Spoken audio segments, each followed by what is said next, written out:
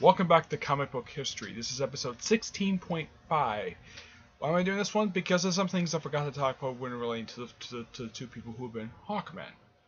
One, of course, is his signature weapon. His mace. This big, heavy thing.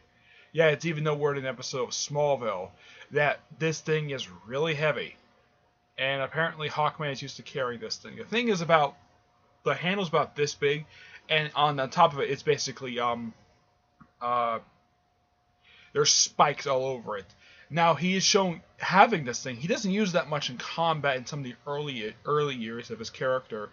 Well, I haven't read the Golden Age Hawkman stories to know that, but I do know of him basically in the 2002 series when it was originally written by Jeff Johns and James Robinson. Yeah, there's at one point when he did a crossover with the JSA that he basically smashed his mace on the JSA table and the thing was covered in blood. Yeah, his successor, Kadar Hall, did the same thing in the Justice League America comic book. And it was also the same issue he met Vibe. Yes, Hawkman met Vibe. Something that never happened before at all. Hawkman meeting Vibe. I should point out, though, that the Vibe that's used in Flash, yeah, I forgot to mention this, he's actually, his name actually comes from the second person, the New 52 version of Vibe, who has not been seen since the series was canceled. Yeah. Yep.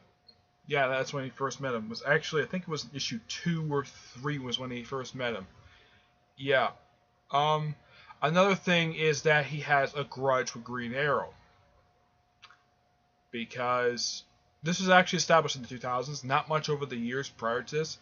Yeah, when he showed up an issue of Green Arrow, basically because Carter is still fawning over Condra Saunders because, well, she's a reincarnation of his late wife.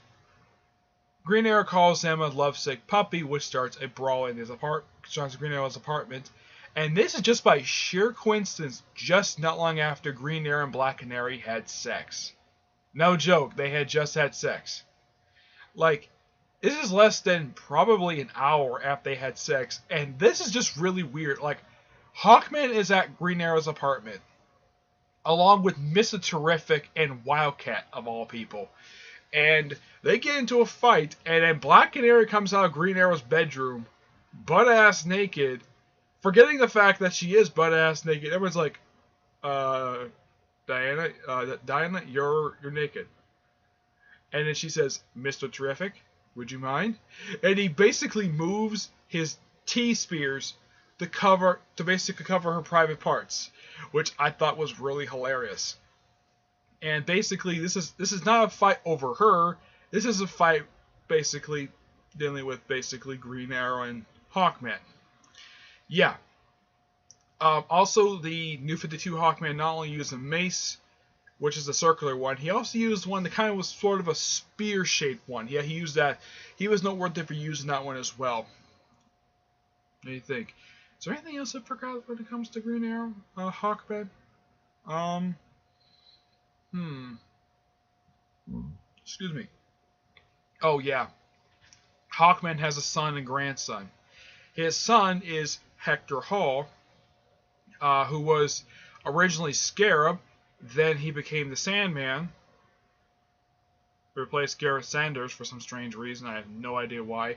Yeah, it's shown in the Infinity Inc. comic. This is, of course, during a period of time when he was retired. Then he became Dr. Fate. Then he died. And then he was shown once after that, and that was it. He did get married, though. He married the daughter of Diana,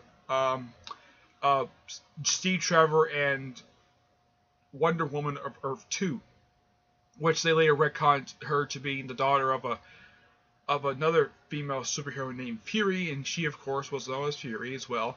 And Hector Hall and her were married for a long period of time. And when Carter came back as sort of like a young man, while his son looks like he's older. It looks like he's probably in his 50s, I'd say. Yeah. But here's something also interesting, though.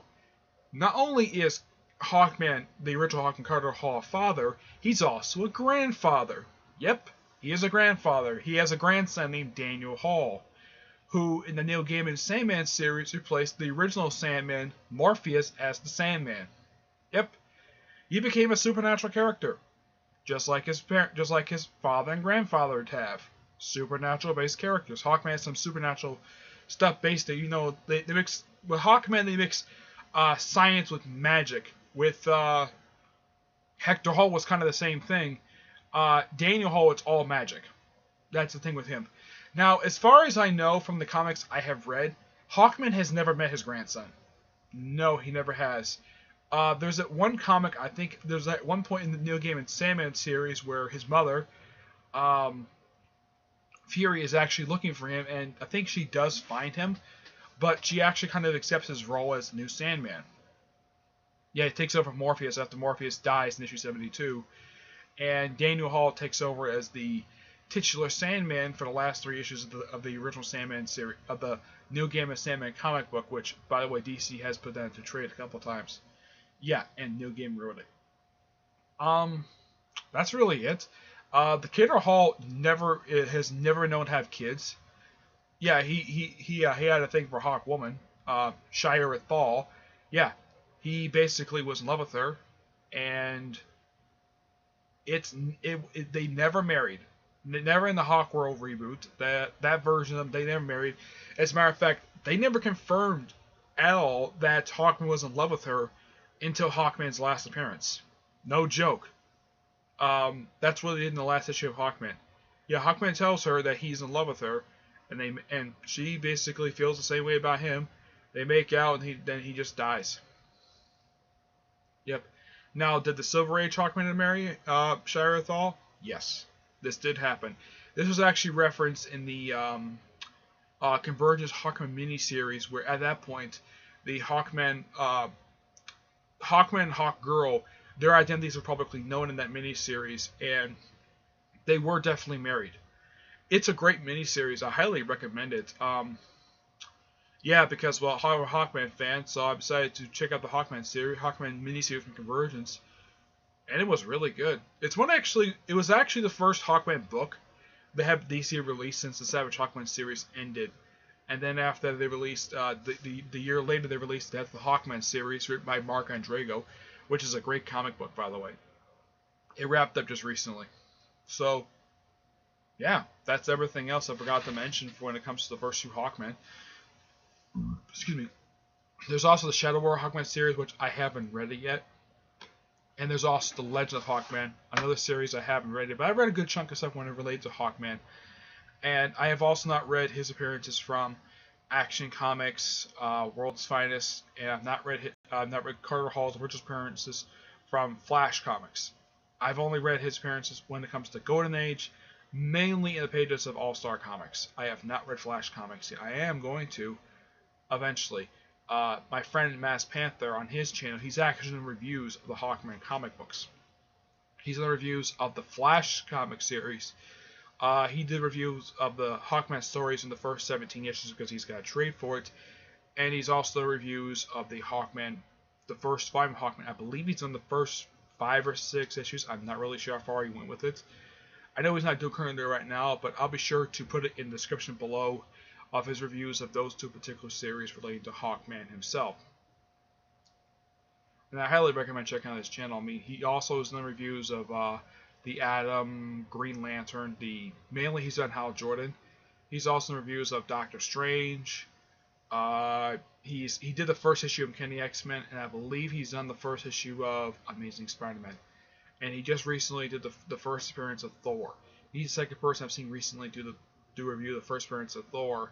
The other, of course, is my friend Edgar, who's also in the first appearance of Thor. As a matter of fact, I think he's in the first few appearances of Thor from Journey to Mystery, and he's also done a bunch of Thor stuff. But yeah, I'll talk with Thor in another episode. But next episode, I decided what I'm going to do. I'm going to talk about Nova. The reason why? Because this comic is ending, and I want to talk about him. Okay? But that's it for this episode. Stay tuned for the next episode, where episode 17, I'll talk about Nova. Marvel's Nova. Yep. But until then, I will see you there. Bye.